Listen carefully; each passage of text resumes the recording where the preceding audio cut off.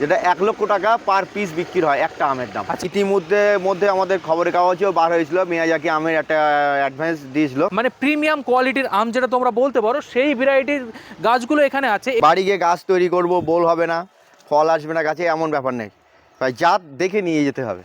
এর জন্য যদি পরামর্শ লাগে আমাকে বারবার ফোন করলে আমি বিরক্ত হব না। অনেকগুলো গাছ নেবেন, এই গাছটা ফ্রি পেয়ে যাবেন। নার্সারিতে আসবেন, আপনার পছন্দ মতো বোল দেখবেন, গাছে ফল দেখবেন, নিয়ে যাবেন। এটা কাটিমন ম্যাঙ্গো, বছরে 3 বার ফল আসে। দেখেন 1 ফুট হবে কিন্তু গাছটা দেখেন ফুল এসছে।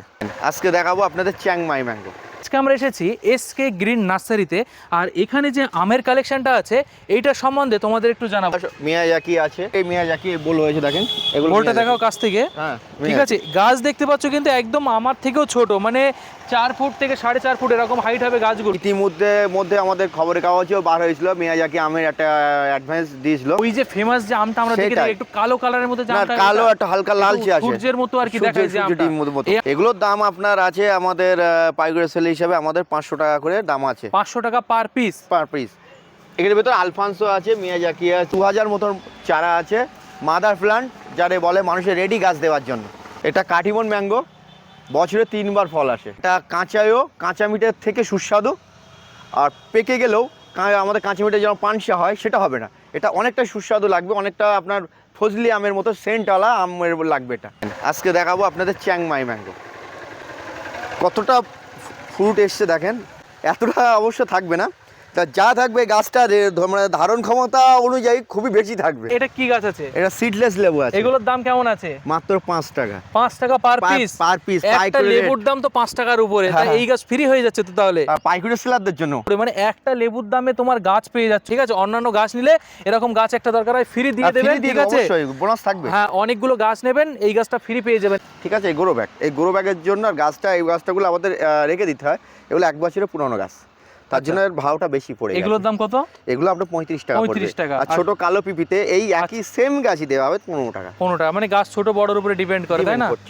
এটা মৌজাফর লিচু, গাছটা দেখুন, হেলদিটা দেখেন, আর তারপরেই দেখুন ফ্লাওয়ার বোল।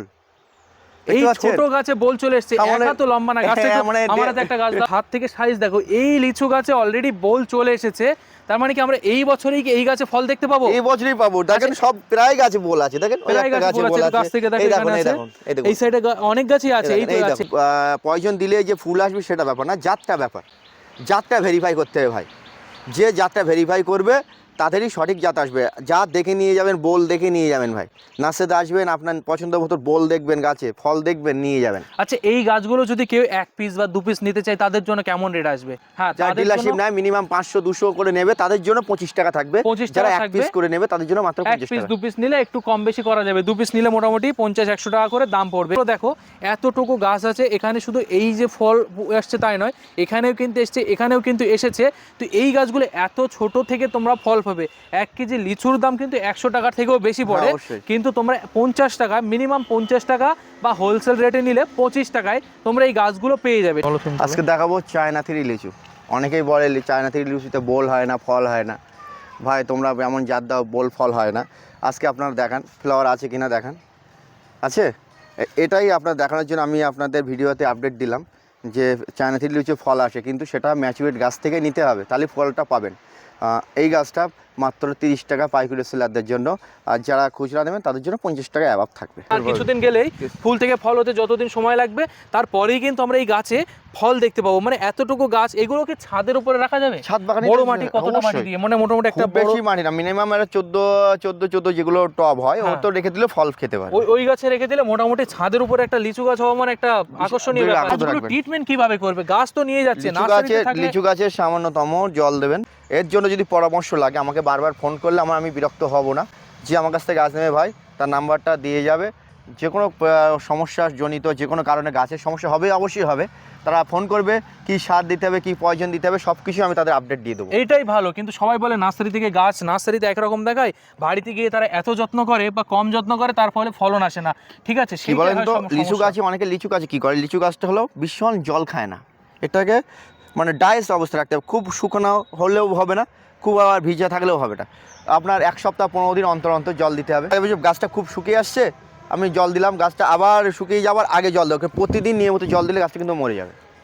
তখন নার্সারি ভাইদের উপর দোষ আসে, কিন্তু এটা দোষ দিলে হবে না।